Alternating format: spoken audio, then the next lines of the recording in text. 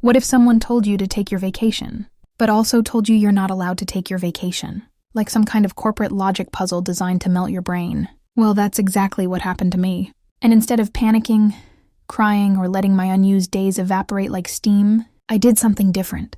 I read the handbook. And let me tell you, things got beautifully chaotic after that. My name is Emily Carter. I'm 32, a project coordinator at a mid-sized tech company, lover of color-coded spreadsheets, black coffee, and petty, legal revenge. I'm not loud, I'm not confrontational, and I don't even like breaking rules.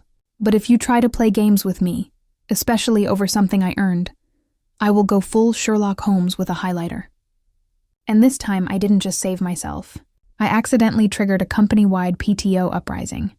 But before I tell you how that happened, if you love stories about workplace revenge, HR loopholes, and corporate karma, make sure you hit subscribe. I post new stories every week, and trust me, you don't want to miss the ending of this one. So let's start where the nonsense began. It was a Tuesday morning, the kind where everything feels slightly irritating for no real reason. The office coffee machine was broken again. My inbox was a war zone, and my to-do list had grown arms and legs overnight. Then it happened. A shiny new HR email popped up on my screen with a subject line that screamed at me in all caps, "Use it or lose it."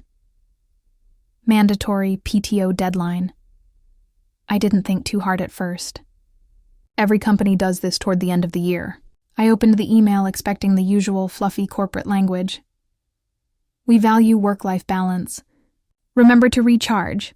All the lies companies write before scheduling 4 meetings in a day that should have been emails. But this email was different. It literally said, all remaining PTO must be used by the 30th. Anything unused will be forfeited. No exceptions.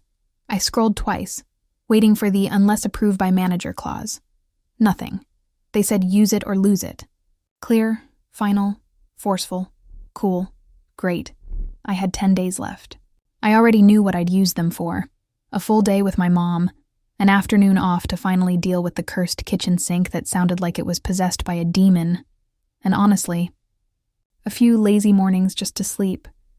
I should have known it wouldn't be easy.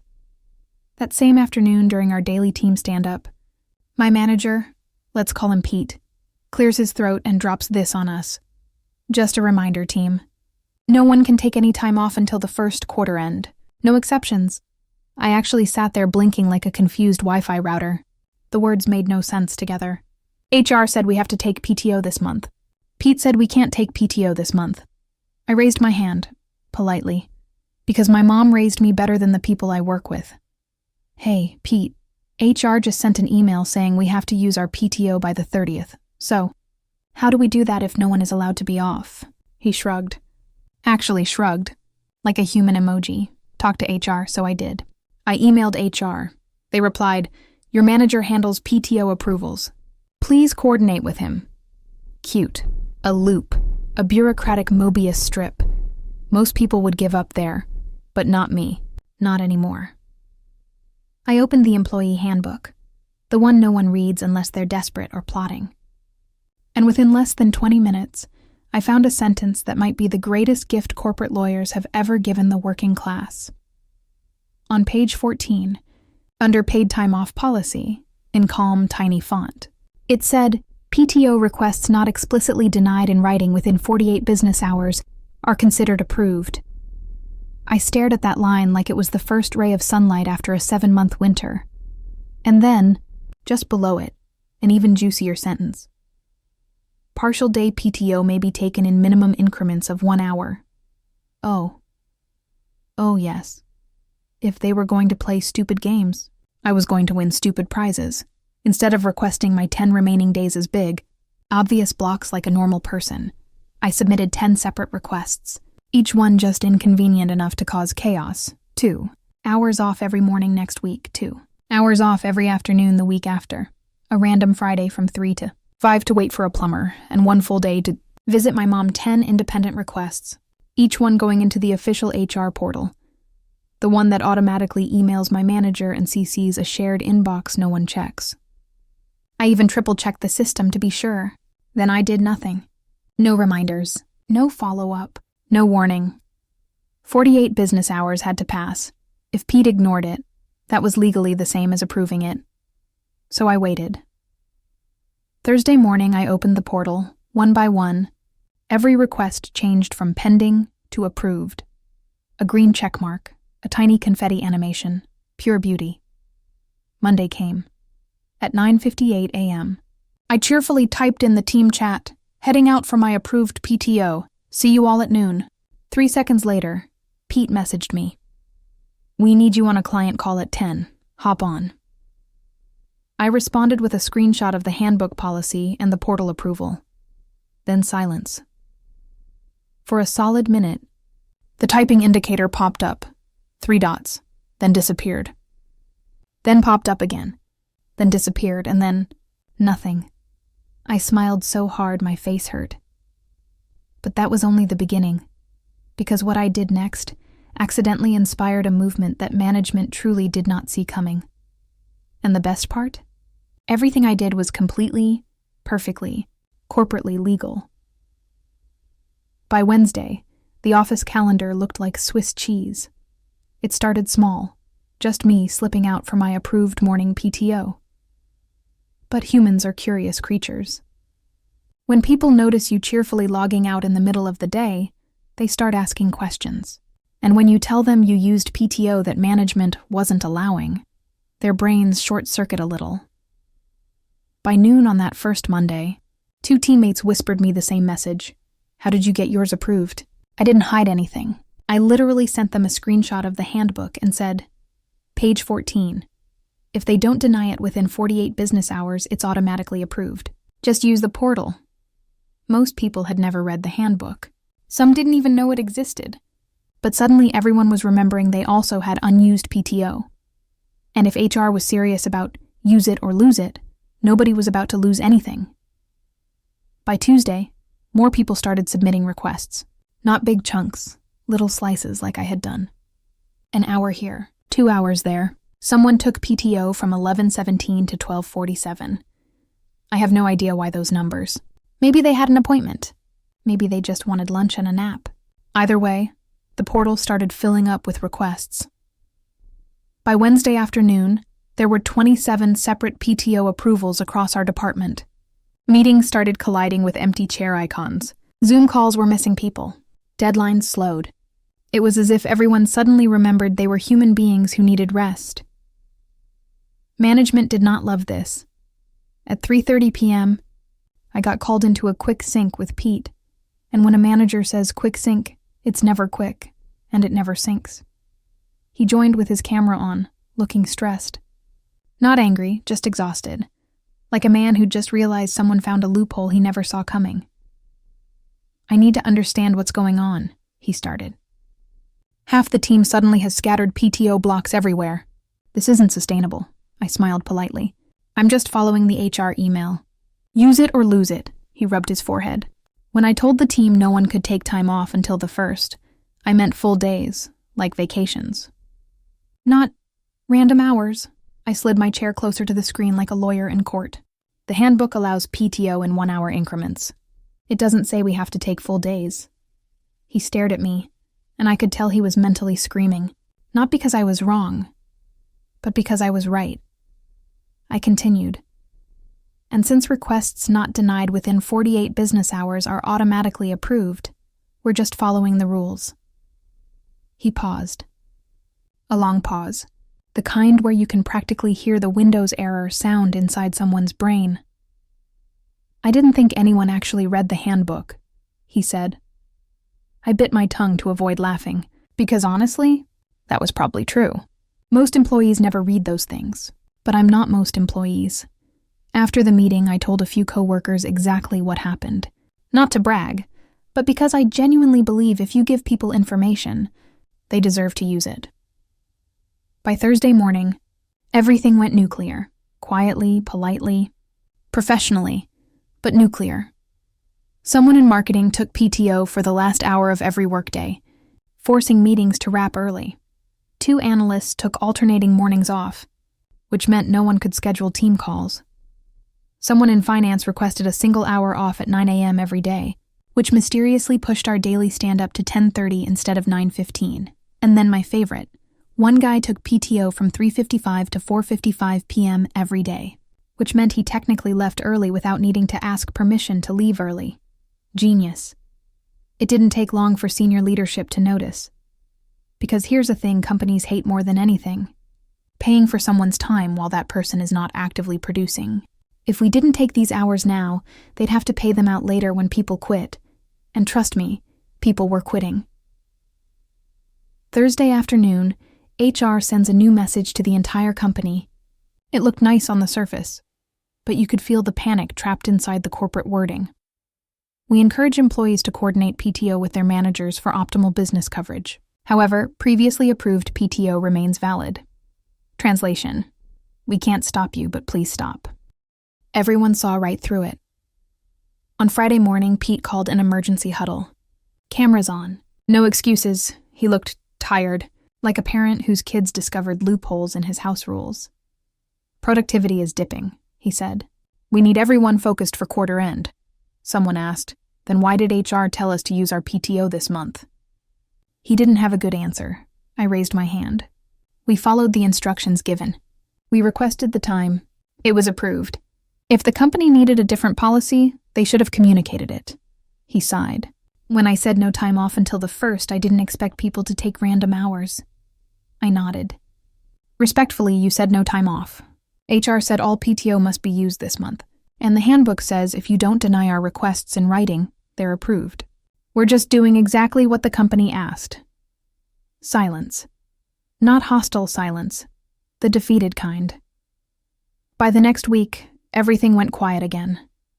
People took their scattered PTO hours. I took my full day off to visit my mom, watched a plumber finally fix my haunted sink, and enjoyed every legally approved minute. But the story doesn't end there, because management absolutely panicked behind the scenes. A new policy appeared in the handbook the very next week. It said, during quarter-end periods, PTO must be requested in full-day increments. Managers must respond to requests within 24 hours. Which is hilarious, because it basically confirmed that everything we did was 100% within the rules. If it wasn't allowed, they wouldn't have changed the policy. And guess what? They didn't take away any PTO we had already used or scheduled. All of it stood. Every nap, every lunch, every plumber appointment, every hour spent away from the corporate circus. Do I feel bad? Absolutely not. They tried to take something from us, something we earned, something we worked for. And instead of begging, pleading, or accepting the loss, we read the policy and took our power back. I didn't shout. I didn't fight. I didn't even argue. I just followed the rules more carefully than they did. And honestly, it felt amazing. The Monday after the policy change, the office felt different. Not louder, not chaotic, just awake. People moved with a little more confidence, like they suddenly remembered they weren't owned by the company. Like they realized they actually had rights written in ink, not just whatever a manager felt like saying that week.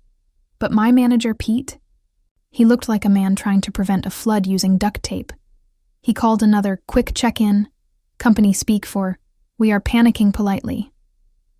Half the team joined late because, well, half the team was technically off the clock during random PTO hours they'd scheduled days earlier. Once everyone finally logged on, Pete tried his best to look composed. So, he started, there's been a misunderstanding with PTO usage. We need to realign expectations. Someone on my team, Zara, bold, brilliant, and always a second away from quitting, asked loudly, misunderstanding? Or policy? Pete froze. She wasn't being rude. She was smiling, voice calm, polite. But you could feel the truth behind the question. He cleared his throat. Look, in quarter-end periods, we need all hands on deck. PTO needs to be coordinated better. I gently jumped in, because I knew he wasn't going to say it. But the new policy only took effect last Friday. That means the PTO already approved stays approved, right? He stared into the webcam like it personally offended him. Yes. Approved PTO stands. There it was. Confirmation. On record. Out loud.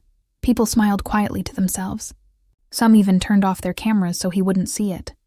After the meeting, I went back to my tasks, still working hard, still hitting deadlines, but feeling something I hadn't felt in years at this job. Power, not in a destructive way, not in a burn the company down way, just the quiet satisfaction of knowing the company could push. But I could push back too. That afternoon, something unexpected happened. HR reached out to me, not through a warning, not through a complaint, but through a meeting request. HR wants to talk to me. I messaged a friend, her immediate reply. Are you fired or promoted? Honestly, either sounded possible.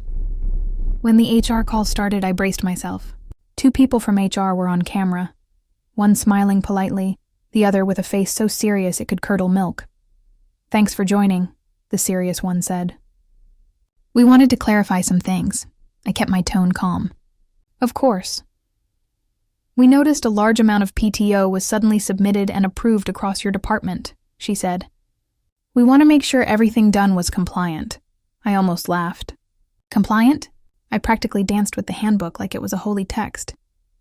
I pulled up my notes. Yes. I keep receipts, and explained HR told us to use PTO before month end. My manager prohibited it verbally. I read the handbook. It said, approvals are automatic without a written denial. Therefore, request submitted, plus no denial, approved PTO. They stayed silent for a moment. The smiling HR rep unmuted. Technically, yes, that is correct.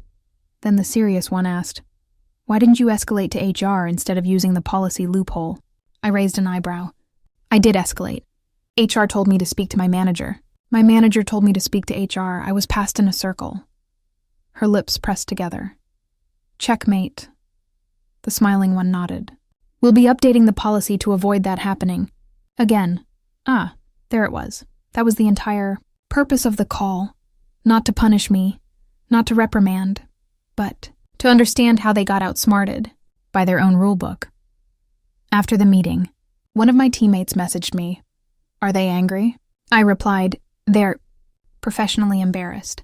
A few days later, something bigger happened. Not dramatic, not loud, but a shockwave through the entire building. Finance discovered the real problem. When PTO expires unused, companies don't pay it out. But when people quit while they still have PTO, the law requires a payout. And people were quitting, quietly, one by one, slipping out the door with cashed-out PTO checks. Someone in finance wrote a report. Someone sent that report to leadership, and suddenly, everything changed. A new email went out, this time worded like a hostage negotiation. We value employee well-being. Effective immediately, PTO requests will be reviewed within 24 hours. Managers will ensure fair and timely approval. Oh, now it's important. Amazing what money does. Meanwhile, my manager decided to be humble. The next time I returned from my approved PTO hour, he messaged privately. Hey, can we talk for a second? I expected another lecture, another guilt trip about productivity. Instead, he sounded tired and honest. Listen, he said, I know things got messy. And yeah, I didn't expect anyone to use the handbook clause. But I get why you did. I blinked. You do? He nodded. You're not wrong. The company put you in a corner. We should have handled it better. I almost felt bad for him. Almost. It's fine, I said gently. I wasn't trying to cause chaos. I just didn't want to lose PTO I earned. He gave a small laugh. Chaos happened anyway. We sat in silence for a second. Then he added, for what it's worth. You made the company change something. That doesn't happen often. Most people just complain quietly or let the PTO vanish. You actually pushed back. That surprised me, not the words, the tone. He sounded impressed. The truth is, this was never about PTO. It was about fairness. Companies love to preach work-life balance, but the second profit is involved. That balance disappears like smoke. They count every minute we spend away from our desks. They want maximum output with minimum downtime. They assume we'll never read the rules, that we'll trust whatever a manager says. But I read the rules, and then everyone else did, too. We weren't rebels. We weren't disrespectful. We didn't scream or threaten or attack anyone. We used the company's own policy. Quietly, legally, professionally, and it worked. That month, I enjoyed every hour I took. I had long breakfasts, took slow walks. I watched my plumber finally fix the nightmare sink that had been gurgling like a demon. I took my mom to lunch and didn't have to rush. And the best part? When the new policy came out, the tightened rules, the shortened approval windows, every leader knew exactly why it changed, because one employee read the fine print, and a whole department followed. A week later, things finally settled into a rhythm. Meetings were shorter. Deadlines were manageable. People were happier. It was almost funny. The company had spent years pushing everyone to exhaustion, yet the moment they were forced to respect boundaries, the entire department ran smoother. Even Pete seemed less stressed. He didn't snap at anyone. He didn't pressure us to stay late. If anything, he finally acted like a human who realized his team wasn't a machine. One afternoon, after finishing a report earlier than expected, I took a quick break in the outdoor courtyard behind the building. It was quiet, just a few benches and a dying fountain, but it was peaceful. Zara found me out there, iced coffee in hand, grinning like she had a secret. "So," she said, sitting beside me, "you know you started a movement, right?" I raised an eyebrow. "A movement?" She nodded.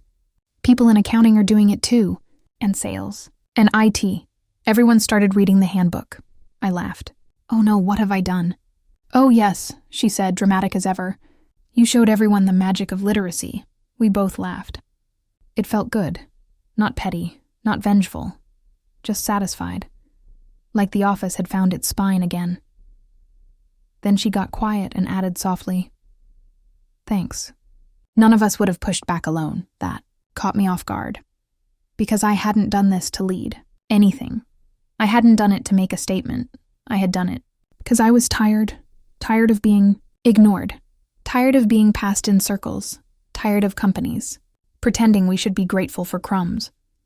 But hearing her say that, it mattered. Sometimes courage is loud, sometimes it's dramatic, and sometimes it's just reading the fine print. The following Monday, a surprise email arrived. From HR Director, subject. Staff appreciation. Before opening it, I braced for the worst. Had I secretly broken some rule? Was I about to get written up for inspiring PTO chaos? But instead, it was a thank you. The message explained that, due to employee feedback and valuable policy insights, the company was overhauling its PTO system entirely. PTO must be approved or denied within 24 hours. Denials require a written explanation. Large amounts of unused PTO at year-end will be auto-paid. And best of all, managers cannot verbally override written policy. It was beautiful, legal poetry. I stared at the screen and felt something shift in me. Not pride. Not arrogance. Just relief. We weren't crazy. We weren't difficult. We weren't breaking rules. The company had finally admitted, in writing, that employees deserved clarity, fairness, and respect. A small victory, sure, but sometimes small victories are the start of bigger ones. A few days later, during our morning stand-up, Pete spoke directly to the team in a way I'd never heard before. "I know this month was rough," he said, "and I know some things were handled poorly. That's on me too. But I want to thank you all for the work you do, and for reminding us that policies exist for a reason. We'll do better moving forward. No excuses, no defensiveness, just honesty." It was strangely powerful, and that's when I realized something. We didn't change the system by screaming. We changed it by playing by the company's own rules, better than they did. About a week later, something even stranger happened. A VP, someone I'd only ever seen in Zoom squares and corporate newsletters, asked to meet with me. "I just wanted to say," she told me, "that most employees never look at the handbook, ever. But you did. And you were right. Thank you for bringing the issue to light." My brain short-circuited. A VP. "Thank you? In this economy," she continued, "we're considering forming a small employee advisory group. People from different departments who help us identify policy gaps before they cause problems. Would you be interested? Me, a regular employee. Someone who never raised her voice. Someone who just read page 14 carefully. Yes, I said. Good, she replied. We need people like you. People who notice things. That was the moment it fully sank in. Didn't just save my PTO. I helped fix the system, but the real highlight came 2 days later. My mom called. How's work? She asked. I told her everything. The loophole, the policy change, the HR meeting, the VP invitation. Silence on the other end. Then she laughed, like full belly laughed. That's my daughter, she said, fighting corporate nonsense with paperwork. And that was the best compliment I'd ever received. My PTO eventually ran out, but I used every hour. I spent slow mornings cooking breakfast in peace. I took my mom to lunch and didn't panic about emails. The plumber fixed the cursed kitchen sink while I sat drinking tea and watching. Sunlight hit the window in a way I never noticed before. It wasn't a vacation to the mountains. It wasn't a plane, ticket, or a beach. It was something better. Time I earned. Time that belonged to me. Time the company tried to take. But the rules were on my side. If there's one thing I learned, it's this. Companies count every penny. They measure every hour. They track every second of our work. So we're allowed to track our time too. We're allowed to read the handbook. We're allowed to follow the policy. We're allowed to say no. The rules apply to you too. Never let a manager convince you that written policy is optional. Never lose something you earned because someone shrugged and said, later, always comes at your expense. And for anyone watching this, who's ever felt powerless at work, you're not. Most companies expect employees to never question anything, because the second you read the rules, you stop being easy to manipulate. Knowledge is power. Documentation is armor. And screenshots are forever. Sometimes revenge is loud. Sometimes it's dramatic. But sometimes, revenge is a little green check mark. Approved. Confetti animation included. Thank you for listening to my story. If you liked it, and you want more real stories about petty revenge, workplace justice, and corporate nonsense getting punched in the face by the rulebook, make sure to subscribe to the channel. Seriously, don't miss the next one. Because somewhere out there, another company thinks no one reads the handbook, and someone like us is about to prove them wrong.